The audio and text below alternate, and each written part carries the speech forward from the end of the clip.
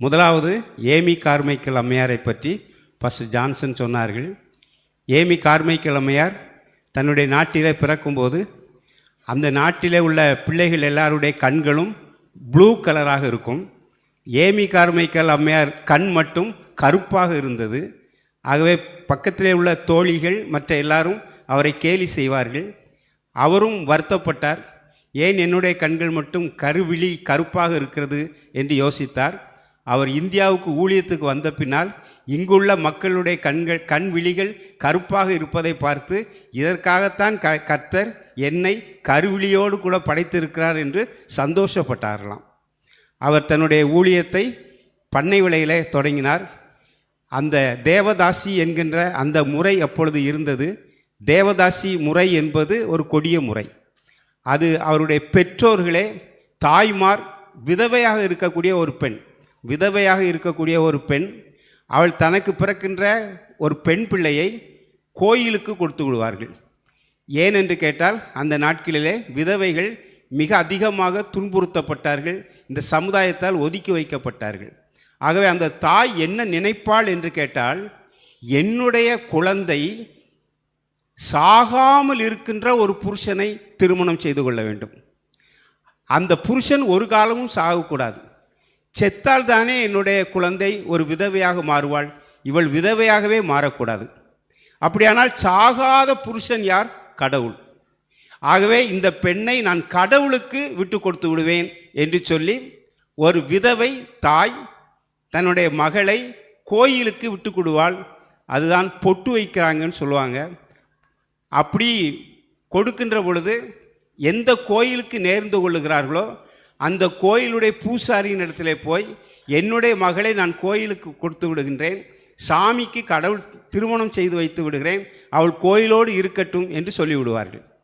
அதுபோல் பூசாரி வந்து அந்த மகளை கூட்டி கொண்டு போய், சின்ன குழந்தையாக இருக்கும், கூட்டி கொண்டு போய் சாமிக்கு முன்பாக நிற்பாட்டி அந்த ஒரு மாலை வைத்திருப்பார் அந்த பூசாரி. அந்த மாலைக்குள்ளே ஒரு தாலி கொடி இல்லைன்னா ஒரு சரடு வைத்திருப்பார். அதை இந்த பூசாரி கடவுளின் பெயரால் இந்த பிள்ளைக்கு சூட்டுவார். அப்பொழுது கடவுளுக்கு இந்த பிள்ளை தாசியாக மாறிவிடுவாள். தாசன் என்றால் ஆண்பால், தாசி என்றால் பெண்பால். தேவதாசன் என்று சொன்னால் அது ஆண்பால், தேவதாசி என்று சொன்னால் அது பெண்பால். தேவதாசியாக மாறின பின்னால் அந்த பிள்ளை அந்த கோயிலிலே தான் தஞ்சமடைந்திருக்கும். சில காலம் கழித்து அது பெரிய பிள்ளையான பின்னால் அது பாடல் பாட வேண்டும், ஆட வேண்டும். சில காலங்களிலே அது பக்தர்களுக்கும் அந்த கோயிலுக்கு வருகிற பக்தர்களுக்கும் மற்றவர்களுக்கும் தன்னுடைய உடலை விட்டு கொடுக்க வேண்டும். அப்படியே அவள் தேவதாசியாக மாறிவிடுகிறாள். இது மிகவும் பயங்கரமான கொடிய ஒரு காரியம். இதைத்தான் ஏமி கார்மைக்கேல் அம்மையார் பார்த்துவிட்டு இந்த ஒரு கொடிய காரியம் இந்த நாட்டிலிருந்து மீள வேண்டும், மாற வேண்டும் என்று நினைத்து யாரையெல்லாம் சிறு குழந்தையாக இருக்கும்போது கடவுளுக்கு என்று நேர்ந்து விடுவார்களோ அவர்களை யாருக்கும் தெரியாமல் போய் திருடி கொண்டு வந்தார்கள். வீட்டில் யாருக்கும் தெரியாமல் இந்த பிள்ளையை கோயிலுக்கு நேர்ந்திருக்கிறார்கள் என்று சொன்ன விஷயம் தெரிந்துவிட்டால் போய் திருடி கொண்டு வந்தார்கள். அப்படி திருடி கொண்டு வருகிற பொழுது பாஸ்டர் சொன்னது போல சின்ன குழந்தையாக 7 நாள் 1 மாதம் அப்படிப்பட்ட குழந்தைகளுக்கு அந்த ஏமி கார்மைக்கேல் அம்மாவுக்கு இருந்த ஒரு பிரச்சனை தாய்ப்பால் கொடுப்பது தான். யாரை வைத்து இவர்களுக்கு தாய்ப்பால் கொடுப்பது, இவர்களை எப்படி வளர்ப்பது என்கின்ற மிகப்பெரிய சிக்கலுக்குள்ளே இருந்தார்கள். அது மிகப்பெரிய பிரச்சனையாகி லண்டனில் இருக்கின்ற பிரிவியூ கவுன்சிலில் அங்கே இருக்கக்கூடிய நீதிமன்றங்களில் கூட அம்மாவை பற்றி பேசி இவர்கள் செய்வது தவறு என்றெல்லாம் சில முடிவு எடுக்கப்பட்டது. இந்த சூழ்நிலையில் தான் அவர்கள் அந்த பண்ணை விலையில் இருக்கிற பொழுது ஒரே ஒரு குழந்தை ப்ரீனா என்கின்ற அந்த குழந்தை, அது பக்கத்தில் இருக்கின்ற ஒரு கோயிலுக்கு விடப்பட்ட குழந்தை, அந்த பக்கத்து கோயிலே தான் இருந்தது. ஆனால் ஏமி கார்மைக்கேல் அம்மையார் பண்ணை விலைக்கு வந்திருக்கிறார்கள் என்று கேள்விப்பட்டு அதிகாலை நேரத்திலேயே பண்ணை விலைக்கு கோயில் வளாகத்துக்குள்ளே வருகிறார். அப்படி வருகிற பொழுது அந்த ஏமி கார்மைக்கேல் அம்மையாரை பார்க்கிறார். ஏமி கார்மைக்கேல் அம்மா பிள்ளை எங்கம்மா இருக்கிறான்னு கேட்ட உடனே தன்னுடைய தாயை கட்டி அணைப்பது போல கட்டி அணைத்து அங்கேயே அவர்கள் போனார்கள். இது ஏமி கார்மைக்கேல் அம்மாவுடைய வாழ்க்கையின் ஆரம்பம். தன்னுடைய வாழ்க்கை முழுவதையும் தேவதாசியாக விடப்பட்டவர்களை காப்பாற்றுவதிலும், அதன் பின்னால் இஸ்லாமிய பையன்களும் இதுபோல கெட்டுப்போகிறார்கள் என்று சொல்லி தெரிந்தபோது இஸ்லாமிய ஆண் பிள்ளைகளையும் தத்தெடுத்து அவர்கள் வளர்த்தார்கள். இதில் ஒரு விஷயம் என்னவென்று கேட்டால், அவர்கள் அநேக ஆயிரம் பேருக்கு தாயாக இருந்தார்கள். திருமணம் ஆகவில்லை, ஆனால் ஒரு அன்னையாக இருந்தார்கள். திருமணம் ஆனால்தான் தாய், திருமணம் ஆனால்தான் அன்னை என்பதல்ல. வெளிநாட்டிலிருந்து மிஷினரிகளாக வந்த எல்லோருமே பொதுவாக பெண்கள் திருமணம் செய்யாதவர்களாகத்தான் இருப்பார்கள்.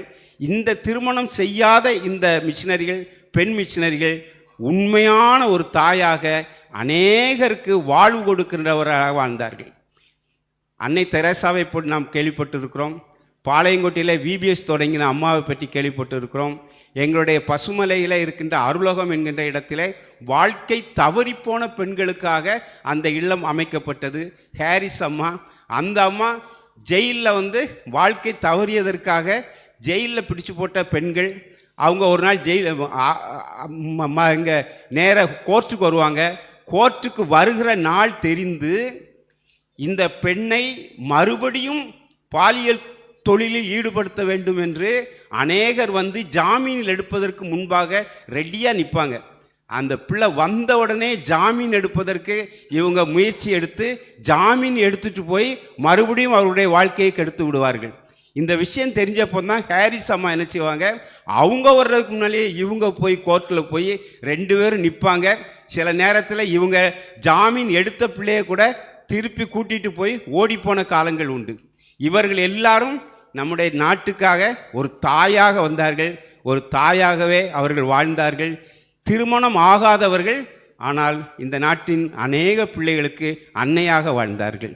இரண்டாவது விஷயம், பாஸ்டர் ஜான்சன் சொன்னது போல அந்த நாட்களிலே எங்களுடைய ஆரம்ப காலத்திலே எங்களுடைய சிறுவர் ஊழியங்கள் உடையார்குளம், மேலே வெள்ளமடம், கீழே வெள்ளமடம், ஆசீர்வாதபுரம், மணல்மேடு, இப்படி பல இடங்களிலே காலையிலே ஊழியம் செய்வோம். அது சண்டே ஸ்கூல். அதுக்கப்புறம் சாயங்காலம் பைபிள் கிளப் என்று நடத்துவோம். பைபிள் கிளப்பில் நாங்கள் மட்டும் போய் ஒரே ஒரு கதை சொல்லுவோம், ஒரு ஜெபம் பண்ணுவோம், அவ்வளவுதான். சண்டே ஸ்கூலில் ஒவ்வொரு மாணவர்களையும் பிரித்து எடுத்து அவங்களுக்கு அந்த வகுப்புக்கு ஏற்ற பாடங்கள் நடத்துவோம். நாங்கள் பைபிள் கிளப்புக்கு போகும்போது அந்த ஊருக்குள்ளே என்ட்ரான உடனேயே அந்த பிள்ளைகள் எல்லாம் சேர்ந்து ஓடி வருவாங்க. அண்ணே அண்ணே அண்ணே அண்ணே அண்ணேன்னு சொல்லிட்டு. எங்கள் சைக்கிள் அப்போ நாங்கள் ஓட்டவே தேவையில்லை, எல்லோரும் எங்களுக்கு அப்படியே இழுத்துட்டு போயிடுவாங்க. அண்ணே அண்ணே அண்ணே அண்ணேன்னு சொல்லிட்டு அப்படியே ஒரு இடத்துல போய் உட்காந்து செய்யும். ஒரு நாள் அதே மாதிரி இந்த பைபிள் கிளப் நடத்தும்போது ஒரு பொம்பளை பிள்ளை, சின்ன பிள்ளை, அது என்கிட்ட சொல்லிச்சுது, அண்ணே நான் நேற்று குளிச்சுக்கிட்டு இருந்தேனே, குளிச்சுக்கிட்டு இருக்கும்போது என்னுடைய ட்ரெஸ் கலண்டுருச்சுது, தண்ணிக்குள்ளே ஓடிருச்சுது, என்னென்னே செய்ய பயந்துக்கிட்டே இயேசுவே இயேசுவேன்னு சொல்லி முங்கி ஒரு இதை எடுத்தேன். நல்ல வேளை என் பாவாடை கிடச்சிருச்சுனே, நான் வெளியே வந்துட்டேனே, கடவுள் எனக்கு உதவி செஞ்சாருனே அப்படின்னு சொல்லிச்சுது. இது மாதிரி அநேக சண்டே ஸ்கூல் பிள்ளைகள், பைபிள் கிளப் பிள்ளைகள் எங்களுக்கு சாட்சி சொல்லுகிறத நாங்கள் ரொம்ப ரொம்ப ஆசையாக கேட்டிருக்கிறோம். ஆகவே சண்டே ஸ்கூல் என்பது அப்படி இல்லைன்னு சொன்னால், இந்த பைபிள் கிளப் என்பது அந்த நாட்களில் நாங்கள் 3 கலர் வச்சிருக்கிற ஒரு சின்ன பேப்பர் எப்பவும் கையில் வச்சுருப்போம். ஒன்று கருப்பு கலர், இன்னொன்று சிகப்பு கலர், இன்னொன்று வெள்ளை கலர். எங்கள் பஸ்ஸில் போனாலும் சரி, எங்கே போனாலும் சரி, ஏதாவது ஒரு சின்ன பிள்ளை பக்கத்தில் உட்கார்ந்த உடனே நாங்கள் அந்த கலர் அட்டையை எடுப்போம். எடுத்துகிட்டு அந்த பிள்ளைகிட்ட சும்மா கேட்போம், கருப்பு கலர் உனக்கு பிடிக்குமாம்மா? பிடிக்கவே பிடிக்காது, கருப்பாக இருக்கு, அப்பா பிடிக்காது இல்லை, இதுதான் பாவம் செஞ்சேன்னா கருப்பு தான் உன் இதயம். இதை பாரு, இது என்ன கலர்? சிகப்பு உனக்கு பிடிக்குமா? ஏசாமியுடைய ரத்தம் தான் சிகப்பு, ஏசாமி ரத்தம் சிவப்பு, அதை வச்சு நீ இந்த கருப்பு பாவத்தை கழுவிட்டேன்னா இது என்ன கலர்? வெள்ளை கலர். இதே மாதிரி உன் இதயம் மாறிடும். 3 நிமிஷத்துக்குள்ளே ஒரு காஸ்பல் சொல்லிடுவோம். அது இங்கே பக்கத்தில் உட்காந்தாலும் சரி, எங்கே உட்காந்தாலும், எங்கே போனாலும் சரி, நாங்களாவது பக்கத்தில் போய் உட்காந்து இந்த 3 கலரை தான் காட்டுவோம். கருப்பு கலர் பாவம், சிகப்பு கலர் இயேசுவின் ரத்தம், வெள்ளை கலர் உன்னுடைய இருதயம் சுத்தமாகிரும் என்று நாங்கள் சொல்லுவோம். ஆகவே பாஸ்டர் ஜான்சன் அவர்கள் உங்களிடத்தில் சொன்னது போல், எப்படியாயிலும் சின்ன பிள்ளைகளுக்கு இந்த சுவிசேஷம் சொல்லுவது இன்றைக்கி, அதுவும் இந்த காலத்தில் ரொம்ப ரொம்ப முக்கியமான ஒன்று. 3வது ஒரு விஷயத்துக்கு வருகிறேன். 3வது விஷயம்தான் அன்னையர் தினம். அன்னையர் தினம் என்று சொல்லுகிற பொழுது நம்ம எல்லாருக்கும் ஒரு தாய் உண்டு. நம்ம எல்லாருக்கும் ஒரு அம்மா உண்டு. அம்மா இல்லாதவர்கள் யாருமே இல்லை, எல்லாரும் அம்மா உண்டு. அந்த ஆண் பெண் எல்லாருக்குமே அம்மா உண்டு, அங்கே தான் அது விசேஷம். ஆனால் ஒரு பெண் தாயாக மாறலாம், ஆனால் ஒரு ஆண் பெண் 2 பேருக்கும் தாய் உண்டு. கன்னிமரியாளை சொல்லும்போது என்ன சொல்லுவோம்? கன்னித்தாய் அப்படின்னு சொல்லுவோம். அவங்க கன்னியாகவே இருந்தாங்க, தாயாக இருந்தாங்க. அது அவங்களுக்கு மட்டும்தான். மற்ற எல்லாருமே தாயாக இருந்து ஒரு தாயினிடத்திலே பிறந்தவர்கள்.